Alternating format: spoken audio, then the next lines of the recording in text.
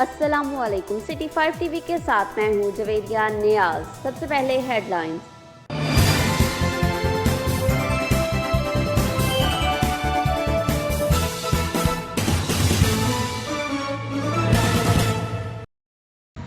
Deputy commissioner Mehtab Waseem Azhar की हदायत पर असिस्टेंट कमिश्नर मंडी बहावलदीन मलक अब्बास जुल्करनैन अवान ने माह सियाम में मार्केटों और बाज़ारों में कोरोना वायरस के फैलाव के हवाले से हुकूमती SOP पर अमल न करने और लॉकडाउन के खिलाफ वर्जी करने पर मुख्तलिफ दुकानदारान को 20,000 रुपये जुर्माना किया, जबकि 5 दुकानदारों के खिलाफ कार्रवाई करते हुए मुकदमात भी दर्ज करवा दिए।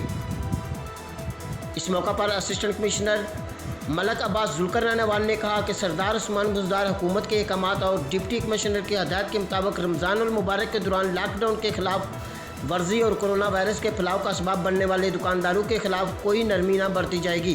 कैमरा टीम के साथ शबाज मुगल, सिटी 5 न्यूज़, मंडी बहावलदीन।